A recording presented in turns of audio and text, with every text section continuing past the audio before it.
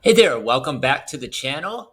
In today's video, I want to show you how to use a handy website called Passport Index to figure out all the countries that you can travel to depending on your passport. So I've already got the website for Passport Index pulled up here.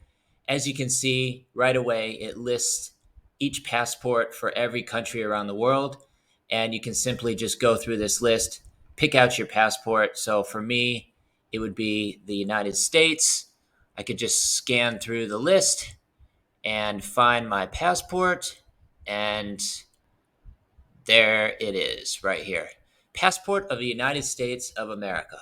So all I have to do is click on this passport and it will pull up a mobility score. So 172, which means those are the number of countries that I can visit in the world without a visa or a visa on arrival. And then here it shows the global rank, which is number 3. So obviously the US has a very strong passport. And there's the individual rank as well. So in order to pull up more information about the US passport, I can simply click on the dashboard right here, and it will pull up this page right here. So we've got all of the information for the United States of America passport right here in front of us. So over here, you can simply search for a country. Let's say you want to visit Germany, for example. So I'm going to type in Germany right here, and there's Germany. So if I want to learn more about the German passport, I can click on this, or I could just come over here, and as you can see, let me zoom in a little bit. It says visa free for 90 days, which means I don't need a visa to go to Germany, and I can stay there for up to 90 days. So that's just one example. Let's say I want to go to Afghanistan, for example. If I wanted to go there for some unknown reason, you can see here that there's a visa required. So I would need to go to the official, United States Embassy, I'm assuming, website in Afghanistan, apply for that visa. And then once I get the visa, which is probably going to be a lengthy process to go to Afghanistan since it's a war-torn country, then I could go to Afghanistan, right? Let's say I want to go somewhere a little bit more beautiful and with less killing, right? So let's bring up New Zealand. If you could see here, New Zealand has an ETA for 90 days. And no, that does not stand for estimated time of arrival. Actually, it's like an e-visa that you can apply for in order to go to New Zealand. And you can also just look at the map over here for a quick glance of all the countries that you don't need a visa for, that you need a visa on arrival for. So green countries, you don't need a visa. Blue countries, you need a visa on arrival. And then red countries is visa required. So if I wanted to go to Russia for some reason, then they require a visa to go there. But I'd much rather go to someplace like Maldives, which is one of the most beautiful places on earth, I would say. So that's got a visa on arrival for 30 days right there. So this website just provides a really quick and intuitive way to figure out which countries you need visas for, which ones require a visa on arrival, and an e-visa, those sorts of things. And the world reach for the US passport is 86%. Not entirely sure what that means. But the most important thing is the mobility score. So 172 is really good. It's ranks 3 in the world for strongest passports. And if I want to compare it to another passport, let's say Thailand, for example, since my girlfriend is Thai, I'd like to see which countries she can go to without a visa and which countries I can go to without a visa. So this tool makes it really easy. All I have to do is select my passport right here. So when I click on this, once the website is finished loading, I should be able to, there we go. So there's the United States. And now I also want to select Thailand. So I just type a T and we could find, there's Thailand right there. So now we could just compare side by side which countries my girlfriend can go to versus which countries I can go to. And as you can see, the mobility score for Thailand is only 93, which means only 93 countries you can visit without a visa or just visa on arrival. And then 105 of them require a visa versus only 26 for the United States. So quite a big discrepancy there. But for example, we both really want to go to Japan. So I can simply scroll down to Japan right here, HIJK. There's Japan. So for me, I got visa free for 90 days. And for my girlfriend, it would be visa free for 15 days. And obviously, she could extend it. We could both extend it, although I probably wouldn't even need to because 90 days is 3 months. It's quite an extended period of time. I don't really have any plans in being in Japan for longer than 3 months. So that would be just fine for me. And then my girlfriend could always go to immigration and extend hers while she's there. Another place we'd like to travel is Vietnam. So let's scroll down to Vietnam. One of the cheaper countries in Southeast Asia, very affordable there. So we really want to go to Vietnam. So let's bring that up real quick. Scrolling down. There's Vietnam. So I get an e-visa, which I can apply for online. That's good for 30 days. And then my girlfriend would get visa free for 30 days. So she doesn't have to apply for a visa. It's just free for 30 days. Excuse the pop-ups. And let's say for some reason I wanted to bring my girlfriend with me back to the US. Don't really have any plans in doing that. But right here, you can see she needs a visa. So we would need to apply for that. And that can be a very lengthy process because I have a retired friend over here in Koh Samui, where I live in Thailand. And the process of applying for the US visa it took about 2 years for his girlfriend to get her visa, which is a very long period of time. So yeah, that can be a little bit challenging. And I'm not going to go into any details about how to apply for visas on here. This is strictly, figuring out which countries you can visit visa free. So, yeah, that gives me a pretty good idea of where both of us could go.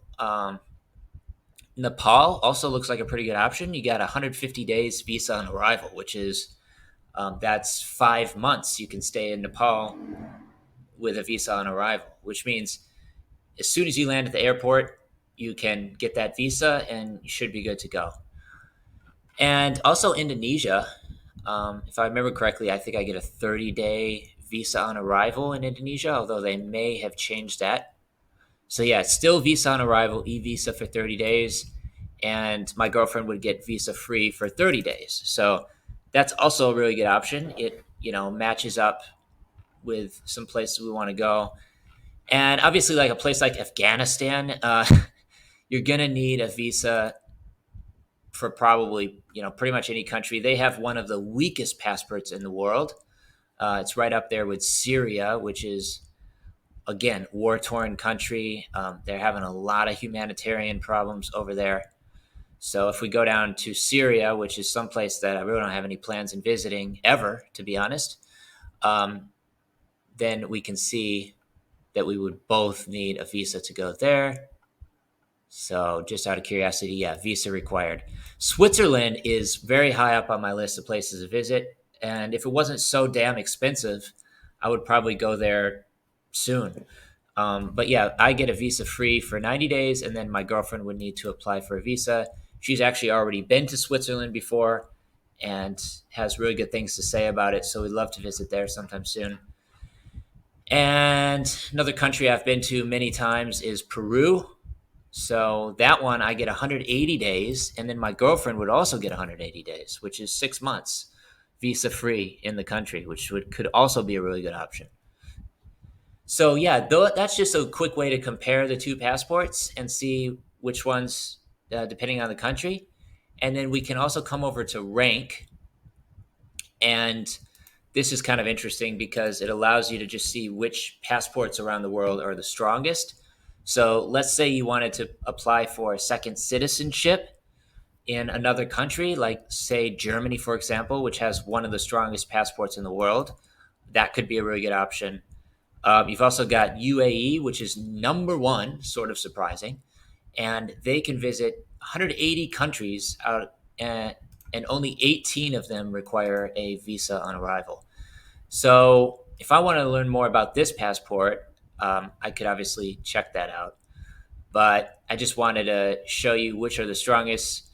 So we got, South Korea, Switzerland, Austria, Netherlands, Italy, France, Spain, Luxembourg, Finland, Germany, and Sweden in position number two. Obviously, UAE is number one. And keep in mind, this fluctuates a lot too. So they're always changing the power rank depending on, economic factors, all sorts of different things. And US is still number three. So still a very strong passport. And it's one of the reasons that it's great to be a US citizen. I can pretty much go anywhere I want, either without a visa or a visa on arrival or an e-visa. Another country that's popping up on all the lists is Portugal.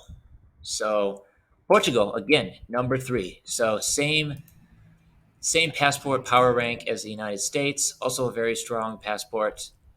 So yeah, New Zealand's in there. And Thailand, if I search for Thailand, it's number 49, which is pretty good. Could be better, obviously, but that's the luck of the hand that you're drawing. And if we scroll all the way down, we can see the weakest passports. So Afghanistan, Syria, Iraq, all the countries in the Middle East, Somalia, Yemen, Pakistan, Bangladesh, close to India, North Korea, obviously, because, yeah, very, very strange country. Palestinian territories, Libya, Iran, these are some of the weakest. Ethiopia, South Sudan, very dangerous place. Sudan, Nepal, Congo, Sri Lanka, also surprisingly weak. May have something to do with the economic problems they're having over there lately. Myanmar, Lebanon, Kosovo, Nigeria. Basically, a lot of the third world countries that you would think of when, thinking of people that are living in poverty. They have very little economic opportunity, these sorts of things. Those are some of the weakest passports, and you're going to need a visa absolutely to visit these countries. This one requires a visa in 138 countries, and only 26 of them are allowed to visit, right, without a visa. And there's also another tab called Improve. I actually have not explored this one yet, but if you want to improve your mobility score, this will allow you to do that. Let's say you want to apply for another passport or get a second citizenship. Here's the personal mobility score, and we can also add. So if I want to add another passport, let's say in Germany, right? Then I could do that here. So if I add a second passport, as you can see, my mobility score went up a little bit. But let's say I have a Thai passport and I get a German passport. So it bumps it up 83 points if you have a second citizenship.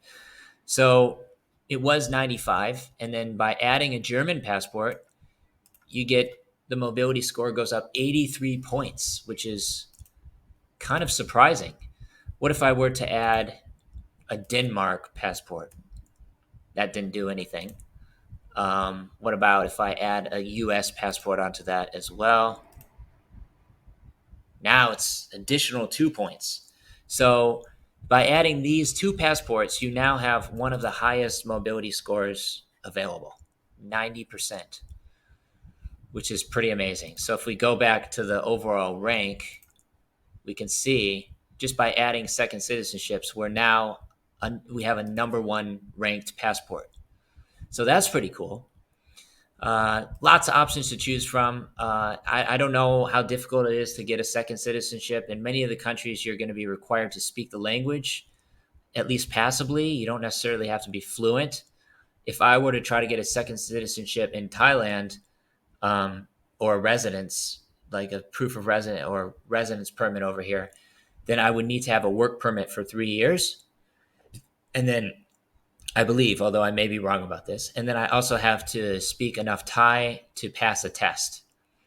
So not really easy, but yeah. So that's just how to, take a look at all the different passports. Very handy site to use. I definitely recommend it. I'll leave a link in the description below where you can access this site. It's just passportindex.org. Definitely comes in handy when you're looking to travel around the world. So thanks so much for watching. I got to get on a Zoom call now, so I'm signing off. Take care, stay safe. Peace from Thailand.